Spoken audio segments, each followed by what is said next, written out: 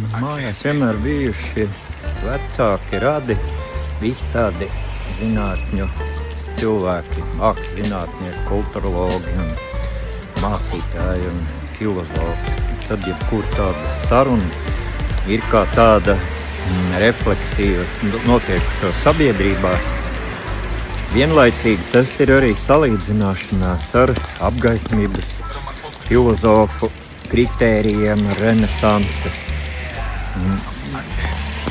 vērtību skalu, ar cilvēku tiesību un sabiedrības brīvības mērauklām, ko nodefinējuši Umberto Eco un Nirnbergas prāvā ebreju biedrības. Tāpēc man tā ļoti pārsteidz tas neizglītotības līmenis, jo latvieši tajā sabiedriskā telpā, visi tie politiskie darbinieki, kas tagad ievieš kaut kādu kaut ko jaunu, kaut kādu jaunu pasaules kārtību, kaut kādu jaunu transhumanismu un tā tālāk. Tas nav nekas jauns. Man labāk patīk kaut kas konservatīvs un pārbaudīts. Un cilvēks nav bijis tā, ka viņa pirms 100 gadiem visu šo filozofu laikā un pirms 500 gadiem Da Vinci laikā un Dantes, ka viņi bija tā kā zemāk attīstīti morālā ziņā, vai Platons, vai Kristus Jēzus, nekā mēs šobrīd.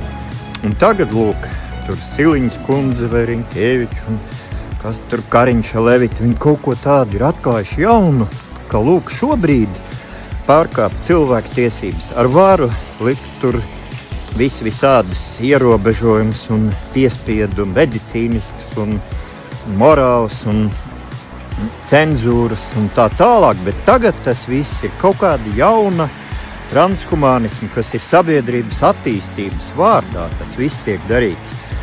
Tā agrāk, jā, komunisti, ka kaut ko tādu darīja vai fašisti, tas bija slikti, bet tagad, kad to dara kaut kādi transhumanisti, baņķieri un viņu organizācijas, un atvainojiet par upi izteicienu, Tedros Ghebreyesus, kaut kāds onkulis, kurš vienīgais tagad diktēs visai pasaulē, kad viņam labi samaksā, un viņš vienpersoniski var nolemt, ka, lūk, no rītdienas atkal būs lockdowns uz 2 gadi.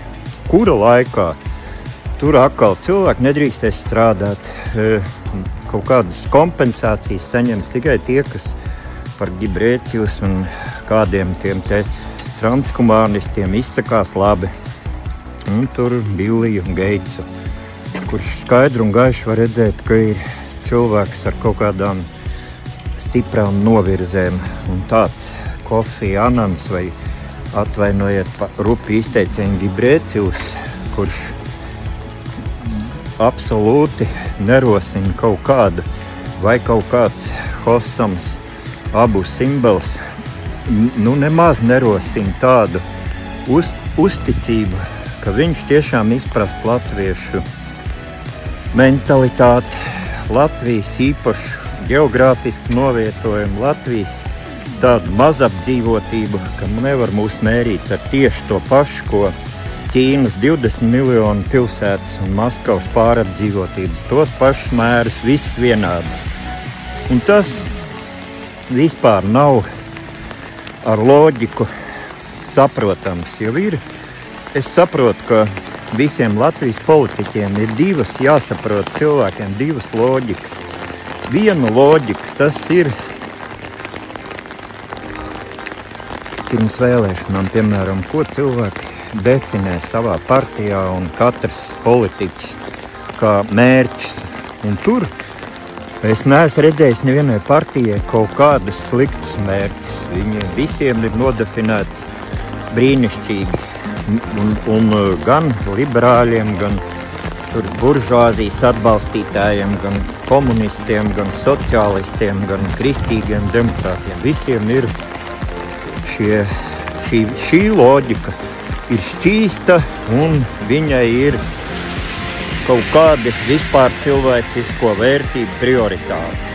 Taču tajā brīdī, ka šie nepieredzējušie politikā cilvēki iekļūst tādā reāla politikā, tur sākās cita loģika, un to loģiku varētu mēģināt noformulēt kā dažādu politisko spēku miedarbības rezultātā šie katru reizi neatkārtojamie apstākļi, viņi diktē tādu reālu politikas loģiku. Un iekļūstot šajā sfērā, kurā nepieredzējušie šie jaunievēlētie dažādie spēki apmulst un nespēja vairs nekādīgi saskaņot šīs divas loģikas. Katrs no šiem individiem iekļūstot politikā nesagatavots.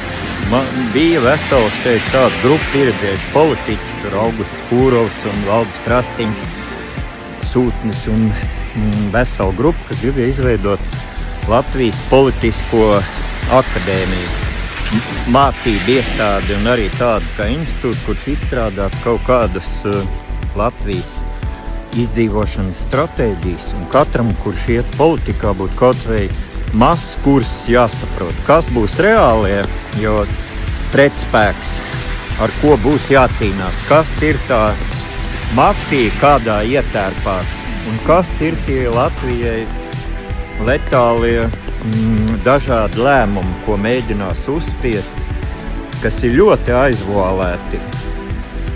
Un, ja cilvēki iekļūst politikā,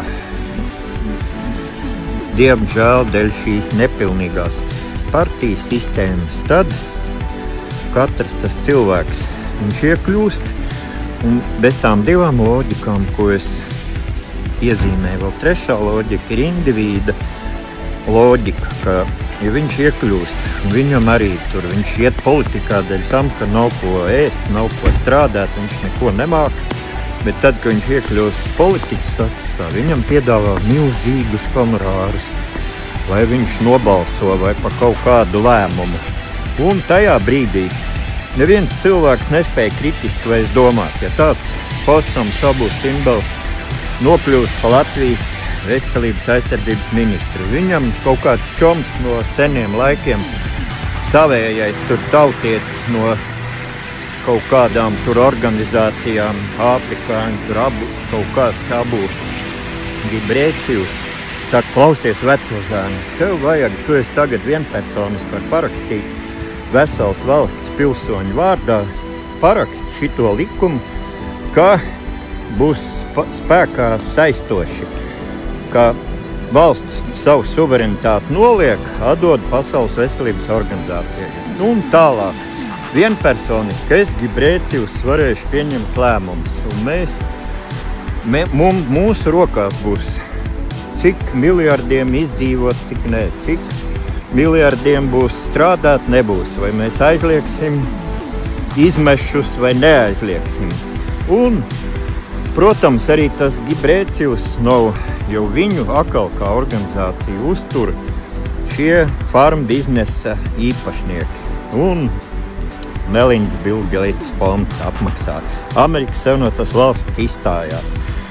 Tagad kaut kāds, kā viņu sauca, no Krievijas puses, ko arī Krievijas ārsti neviens neatzīst. Bet viens arī tāds pats Fossam Sabu Simbels ir no Krievijas puses, kurš Krievijas vārdā ir visniknākais tāds tipāšs, kurš vislielākos tos ierobežojumus ieviesa tur kopā ar Ginsburgu, Krievu farm biznesa ražotāju un akadēmiķu, kurš pārvalda atkal ieliktenis no citurienes. Viss tādus niknākos, tos drastiskākos ierobežojumus pret cilvēku tiesībām, pret tautu pašnoteikšanos. Tieši arī Krievijas, tā sauktā Krievijas banka, ko īstenībā centra banka nepakļaujās Krievijas valdībai, prezidentam, bet otrādāk prezidents un valdība pakļaujās šai virsnacionālajai organizācijai, kas dala visu budžetu un nosaka, kādām rūpniecības nozarēm tiek dot kredīti, kāda apgrozījuma nauda kādām netiek un vada valsti. arī šis Krievijas banķieri vēl 19. gadā Klaus Švābs ar Billu Geitsu līdzpriekšsēdētāju VF formā spieda Vladimiram Vladimirovičam roku, ka mēs ļoti uzticamies jums kā jaunam pasaules līderim, un atkal Vladimirs Vladimirovičs bija lielākais sponsors VF formam, kas izstrādāja visus šos sabiedrības pārveides plānus un izstrādāja, ka visi tādas ārstu, juristu biedrības prasīja, kad mēs varēsim atgriezties pie normālas dzīves pirms pandēmijas cilvēktiesību. Un šī organizācija skaidri un gaiši pateica, nekad. Mēs izmantojam šo pandēmiju kā iespēju izveidot vienotu pasaules valdību un konsolidēt visu ap šiem jauniem plāniem. Un pirmajā etapā ir jāaizmirst par cilvēktiesībām, jo vēsturiski mums ir iespēja beidzot apvienot cilvēci. Taču tas nav nekas jauns. Arī Hitlera kungs to pašu gribēja, vai Staļina kungs, vai Napoleons. Kaut kā, ka nekas, lai dažas tautas iet bojā, lai iet bojā miljardi, bet mēs, veiksim kaut kādas vēsturiskas iekarojumus, un cilvēka dzīvība un tautas pašnoteikšanās nav primārā vērtība. Primārais ir šie lielie pasaules ieguvumi pēdiņās. Par to būtu katram jēga padomāt. Un tā kā man izrubīja elektrību rēķinām, kad nav ko nomaksāt. Es kādas 3 dienas padzīvoju bez interneta, bez kaut kādiem ziņu kanāliem, bez kaut kādiem citiem blogeriem. Vienkārši tad, kas man atliek bez elektrības. Tur palasīt bībeli, palasīt grāmatas, pazīmēt kaut kādu sēdienus. Es neko negatavoju daudz. Un man pilnīgi jūtos komfortabli. Bet daudz, kas ļoti noskaidrojās, ka tu tiec ārā no tā reāla politikas loģikas. Tu tiec ārā tādā vispār cilvēciskā, vēsturiskā vērtības sistēmā. Un to nekad nedrīkst aizmirst. Vismaz pa brīdim cilvēkam ir tā kā no malas jāapskatās, kas notiek Latvijā. Ne jau tā, kā tas ir tajos raidījumos. Jautājums ir brīnišķīgs. Nu viss, tas ir tas, ko gribēs pateikt.